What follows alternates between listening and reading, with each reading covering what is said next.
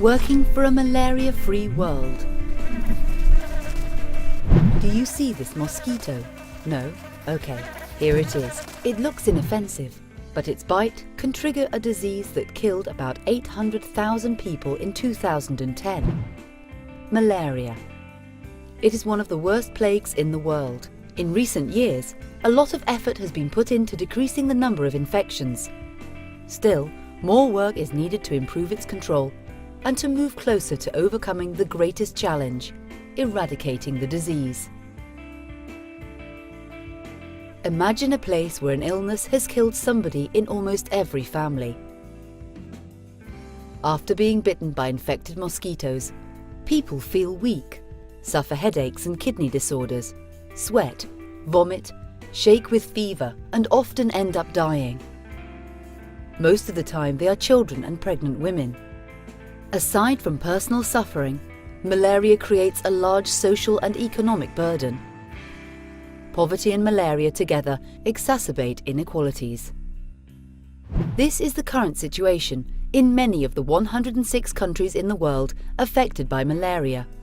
It is the most significant infection caused by parasites in the world. It potentially affects about 3 billion people.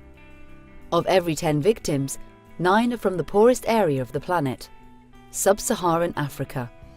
It once hit Europe as well, but a set of interventions managed to eradicate it. If you blame all of this on mosquitoes, you are not completely correct. In fact, the cause of malaria is a parasitic microbe called Plasmodium that can infect a kind of mosquito called Anopheles. When a female Anopheles is pregnant, she hungers for human blood. If she is infected by Plasmodium and bites a person, the parasite spreads through the blood. Within a few minutes, it reaches the liver, where it multiplies and transforms. After a period of about a week, the parasite is released back into the blood. Throughout this process, called the incubation period, the person is not aware of what is happening. But after that, the parasite multiplies in the red blood cells and symptoms appear. When a mosquito bites an infected person, it sucks in the Plasmodium and becomes infected, and is thus ready to infect the next person it bites. The mosquito is therefore the vector, that is, the mean for transmitting the parasite from one human to the next.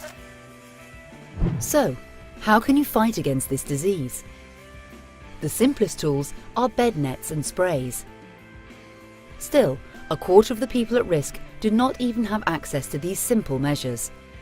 Old anti-malarial drugs have progressively lost their effect because some parasite strains have become resistant to them. Luckily, new drugs have been developed and are now being administered successfully. Children up to 5 years of age who survive from repeated infections acquire natural immunity to the disease. It lasts throughout their entire life, except during pregnancy in the case of women. Scientists are working hard to understand how this immunity occurs. Understanding it would enable vaccines to be produced which are capable of generating immunity artificially. To date, an experimental vaccine tested in Africa has proven successful in more than half of the children who have received it. How can we help to defeat malaria? In the last 10 years, the money invested in fighting this disease has been increasing, and this may have contained the plague, but experts think that a further step is needed. Completely eradicating the epidemic is a moral obligation. Now, many organizations are putting the eradication of malaria at the top of their agendas. The Rollback Malaria Initiative, the Global Malaria Action Plan, and the Malaria Eradication Research Agenda are some examples. If this effort is considered a priority by more agents and also receives support from all of us, we might one day reach the dream of a malaria-free world.